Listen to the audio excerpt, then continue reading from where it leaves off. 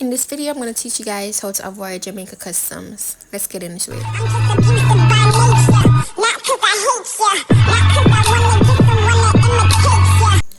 Okay, so option number one is to use the inspect element on a computer to edit invoices. To activate, right-click the mouse, a mini tab just open. Now look for the word inspect. It's usually the last option listed.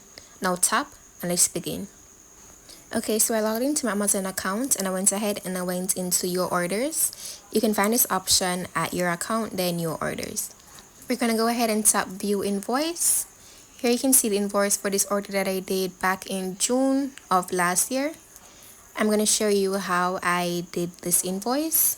You can see where the price is currently $90.13. I'm going to show you who I made that list. Okay, so using inspect element, I went ahead and I selected all the parts that were saying $90. And I went ahead and I changed them. I'm not an IT person, so I can't really go into depth what I'm doing here. You just have to watch the screen. Okay, so I went ahead and I selected what I wanted to edit out. And when I tapped it, I tapped edit as HTML on the right hand side. I went ahead and I inject the price as $40.13. I went ahead and I selected year coupon savings and I said what I got as a discount was $50.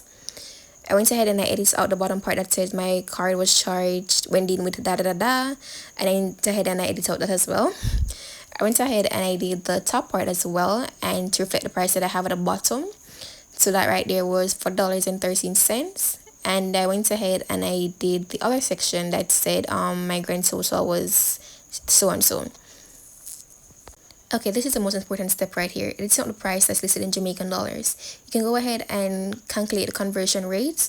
I just stood mine by times it by $155 and I injected the price that's listed right here. You can just inject a price, it's up to you. I'm not really sure if they sit down and check this, my bad. Option 2 is to purchase a gift card. This is actually the easiest option if you ask me. On Amazon, you can find the gift card in the gift card section.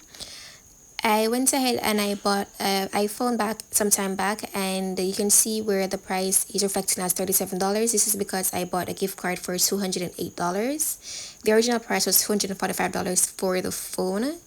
So with this, I immediately flew past customs. The only disadvantage is that you'll be charged a transaction fee.